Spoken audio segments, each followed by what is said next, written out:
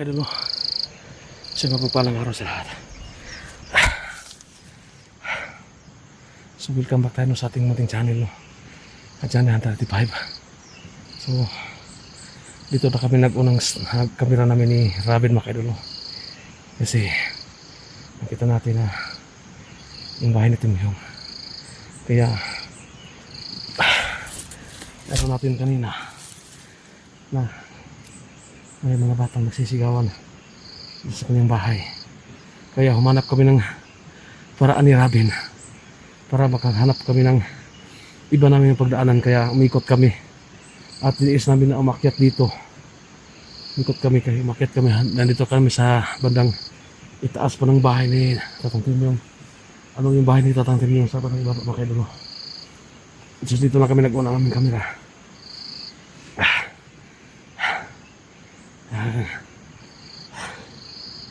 Nakakapagod pero kakayanin natin ito. Kasi kanina doon kami sa balong sa baba pa, pero sa tingin namin dito hindi kami makalapit kasi yung daanan marami nakaharang. Kaya naghanap kami ng paraan para makahanap ng daanan na hindi sila makamalay sa amin. Kaya dito kami, doon kami galing sa taas, umakyat kami, umikot kami doon. At dito andyan yung bahay ni Tatang Tim Yung. Kaya sana makakita tayo ng simpo dito ngayon, no? Para mapasok natin. Kasi maliit lang yung bahay ni Tatang Tim Yung. Sabi niya kanyang anak, andun sa bandang itaas yung sa kabilang kwarto nilagay ni Tim Yung. At nakita ng bata kadalasan nilagay yung isang maliit daw na box na binalot daw ng itim na tela. So try pa namin na kung makakapasok kami. Kukunin namin kasi sabi ng kanyang anak, pag wala ng bagay na yun, yan ang magkapagpahina daw kay Tim Yung. Pero mga ka-idol, no, ayon sa nakita namin dito, yung nakita ko dito, yung sinundan ko si Tim yung palig-aligid siya sa bahay, may dumating na isang tropa, kapatid ni Tim Yung. Kaya tinanong ko yung anak ni Tim Yung. So totoo pala, mga kaidol, no? Kasi sabi ng kanyang anak, dalawa daw ang kapatid ni Tim Yung, puro commander. Kilala ni Rexan yung isa, yung isang commander. Kaya tawag daw na ang pangalan daw ay Leo, Commander Leo daw. So yung sinasabi na Commander Leo, ayon po sa sabi ng anak ni Tim Yung, medyo may eksilong katawan at medyo may kataasan daw na tao. May katamtaman daw yung taas, manipis daw yung katawan. Kaya yun ang nakita ko. At saka sabi ng anak ni Tatang Tim Yung, palagi daw nakasuot ng sombrero, nakakulay ng sombrero na sinuot ang kanyang papa. Medyo malaki lang daw yung kadalasang sinusuot ng kanyang kapatid ni Tim Yung. Sabi pa anak ni Tim Yung, matindi daw yun, malakas at mautak daw sa pagdating sa pakipaglaban. At marami daw sa isang tauhan. Kaya mag-ingat tayo dito ngayon. Kasi hindi natin alam sa bawat oras, bawat minuto kung ano yung mangyayari. So yan si Robin. Robin, halika Robin. So yan si Robin, mga kadolo. So may dala kami. Saan yung tubig? Tingnan mo, i-ready mo yung tubig. So yan, mga kadolo, may dala kaming tubig. So mahiwag ang balon, mga kadolo. So ito dinamihan na namin. Baka sakali kami na makatulong sa amin itong tubig sa balon, mga kadolo. Iputan lang na sa bag ng tubig na.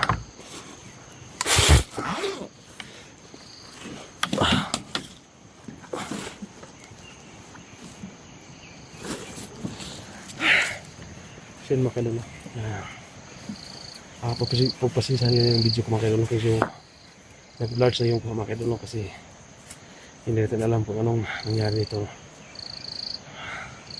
Napasukan ng likabok yung camera kaya ganito yung kuha mga kaidol. Medyo blurred siya mga kaidol. So ang importante na makita natin mga kaganapan dito kung ano yung mangyari sa pagpasok namin sa bahay ni Tata Timyong. Yung talagang pakay namin dito, maligtas yung batang mga biktima at makuha yung isang box na doon nakalagay yung kapangyarihan ni Timyong. Kaya mag-ingat-ingat tayo dito. So yan, sihirapin.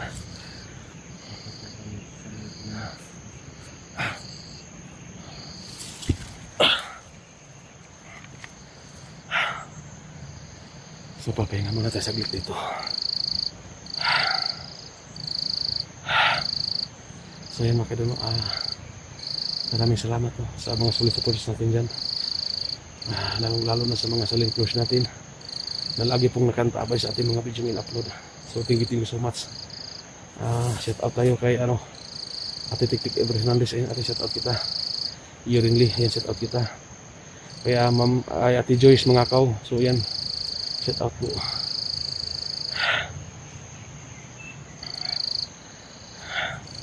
Kay Maria Richard, ayan shout out po. Elvis Ardin, ayan Maria shout out po.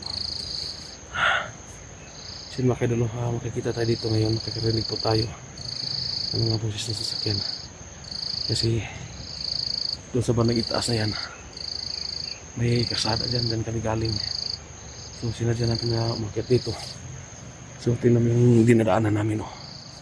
Dyan kami dumaan para makarating dito, para amunta rin namin doon sa bandang likuran kami pupuntahan namin yung bahay ni Timyong. Makasakali kami dito na hindi kami mataan at may magandang magawa kami dito ni Reben. Ito Reben, hindi ito.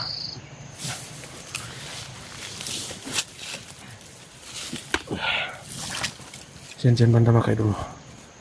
Yun ang bahay ni Tata Timyong dyan banda. Sa bandang ibaba.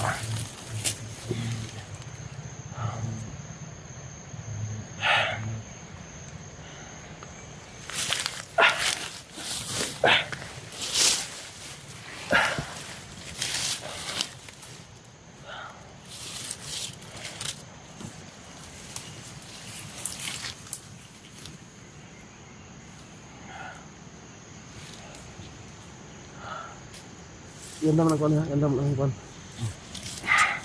Anytime nga pwede mo na makakuha kada di ka maglisod tara. Mata ka siguro ba. Hinay na tabi.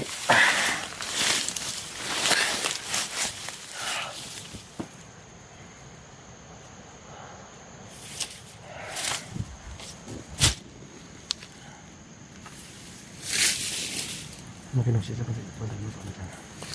Yun ang bahay ni Tata Timyong.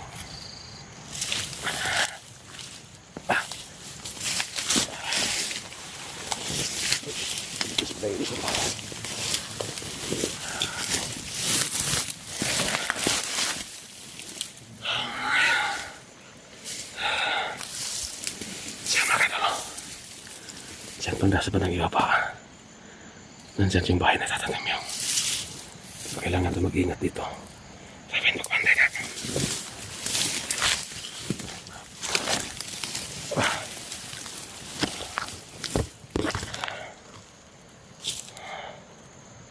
So yan o. May panas.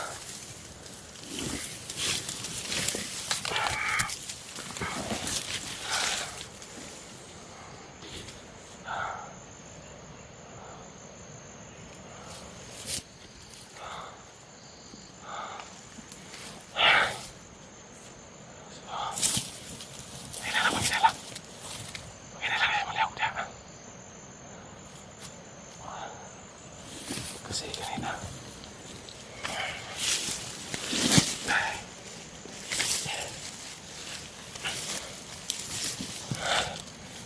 kanina diyan kami sa batang ibaba. Pero Delikado kami. Kasi open ground. At madali kami makita kung may mga tao sa barang itaas. Kaya ito yung diskarte namin. Umakyat kami dito sa bandang itaas. Para ikutan namin dyan banda. Para makita namin yung bahay ni Timong sa baba. Ayan. So dito mga kaidol, makikita natin may usok. Ayan.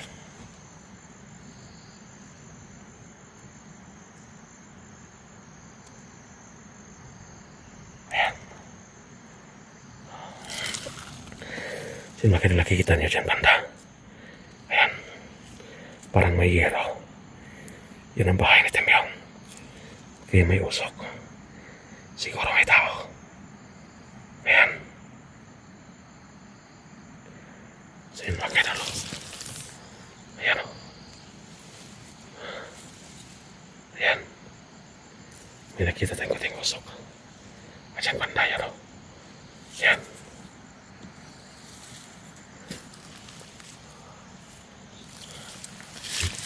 Kapag-kapag yan. Kaya gagawin namin dito. Ikot namin. Umikot kami sa barang gilid para makita namin yung ibaba. Ayan o. May usok. Ayan mga kaidol.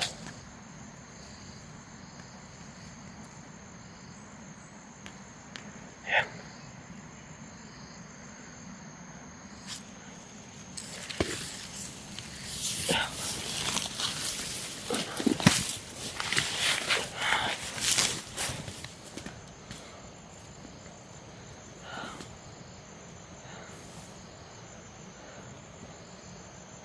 So maghanap kami ng pwesto para makita namin ang buong bahay ni Timyong. So ayan o. Ayan o. May nakita tayo.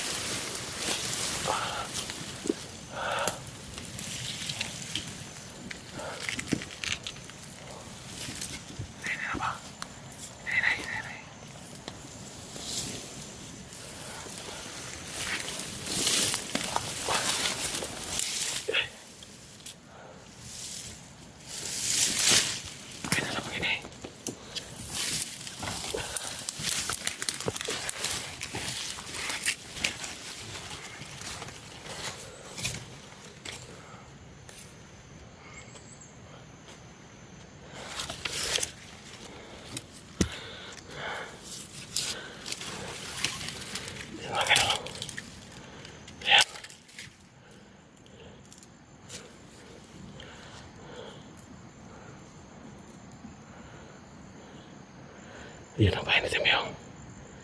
Ayan o.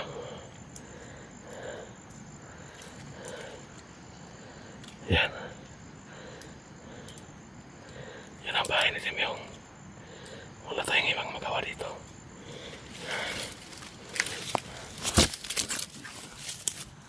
Ang gagawin natin dito mga kaidol.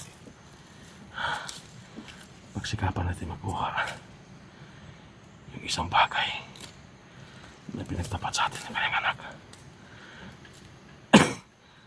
Na doon nanggaling yung kapangyarihan at lakas na Timyong.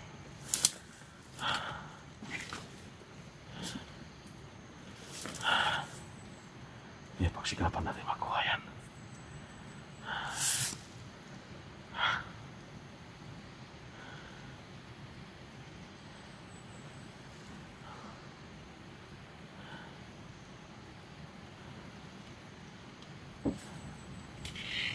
Siyan ang paraan para matalo natin si Timyong. Kasi sabi ng kanyang anak, habang nasa kanya yung mag-agimat na yan, mahirapan kaming talunin si Timyong. Kasi doon ang galing ang lakas niya. Iba't ibang klase yung mga anting-anting niya. Nandun nakalagay daw sa mga maliit na box. Kaya pagsikapan natin magkuha yan.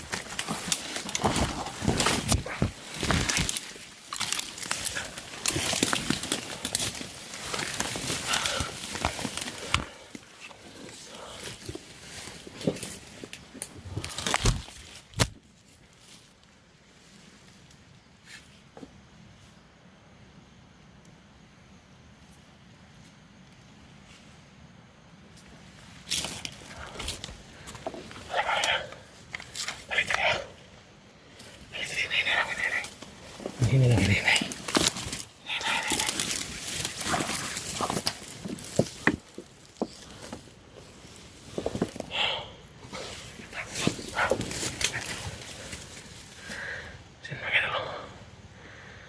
Parang may tao naglalakad sa harapan ng bahay ni Timyong. Pero ito sigurado kung sino yan.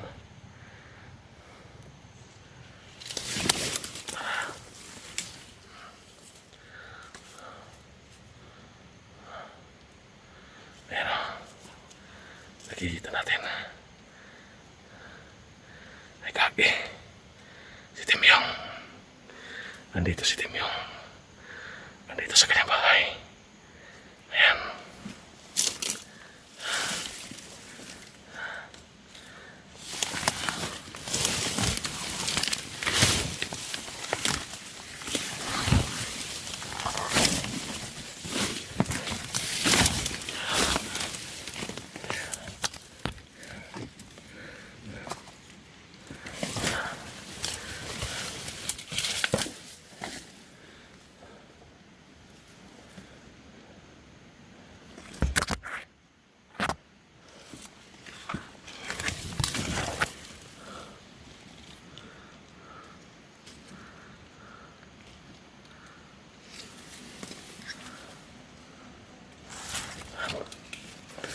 Ayan si Timyong. Ayan. Nandito ang hayop. Nandito ang hayop na Timyong.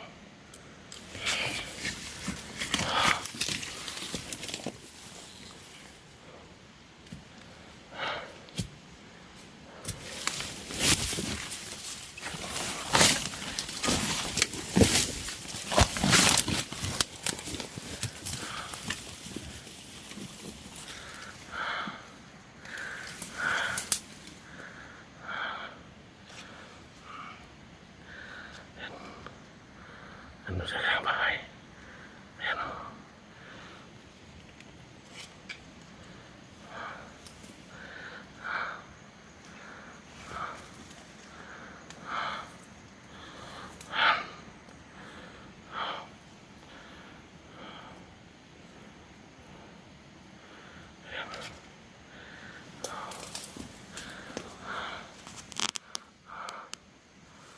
Ayan siya.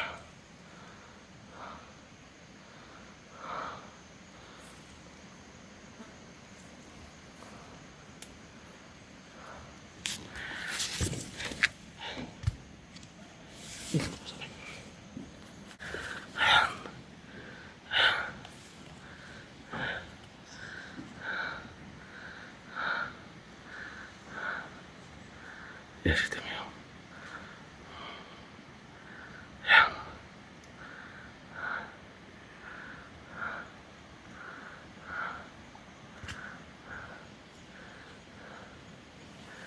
Ayan.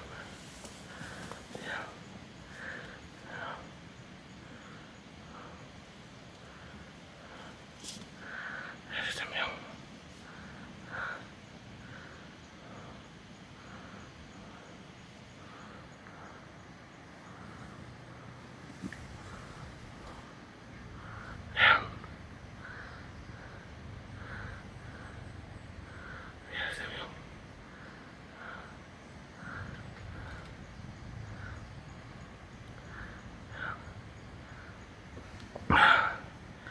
So magmamasid na dito kung anong gagawin niya.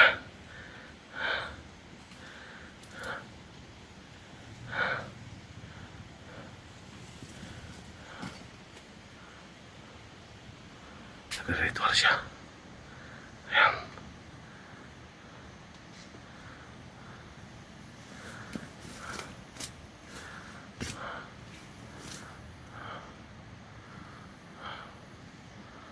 Ayan.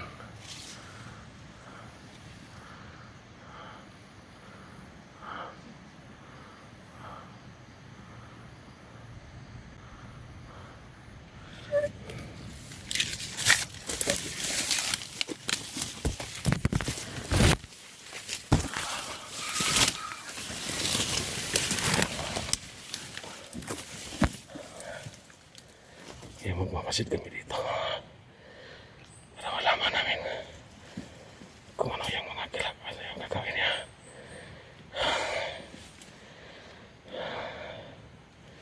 Sana lalakayan, sana bigyan ng pagkakataon na makapasok kami.